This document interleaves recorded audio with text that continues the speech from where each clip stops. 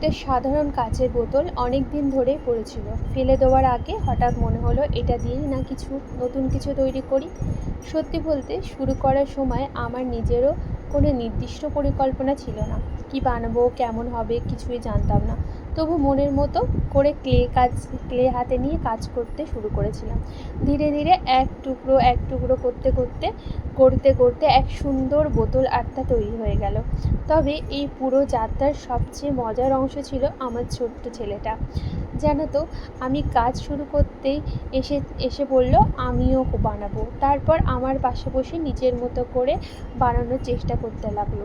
মাঝে মধ্যে আমার ক্লেটা নিয়ে নিচ্ছিল, কখনো একটু নষ্ট করে দিচ্ছিল, আবার কখনো হাজারটা প্রশ্ন। এটা কিভাবে করছো, এটা আমাকে শেখাবে না কেন, আমার ক্লেটা তুমি কেন নিয়েছো? আমি তো মাঝে মাঝে একটু রাগও করছিলাম যাতে জিনিসটা নষ্ট না হয়ে যায়। এইভাবে হলে কাজটা তো শেষই হবে না, তাই না?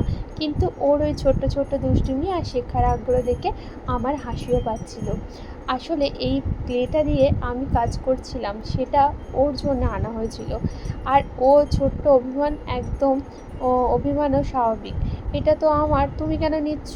কিন্তু শেষ পর্যন্ত বুঝলাম এই বোতলটা শুধু আমার হাতের তৈরি হয়নি, এর সঙ্গে জড়িয়ে আছে আমার ছোট্ট সহকারীর দুষ্টুমি, হাসি, অভিমান আর শেখার ইচ্ছাও। হয়তো কাজটা একটু ধীরে ধীরে হয়েছে, হয়তো কয়েকবার আবার নতুন করতে করতে হয়েছে, কিন্তু আজ এই বোতলটার দিকে তাকালে শুধু একটা স্মৃতি মনে থেকে যাবে।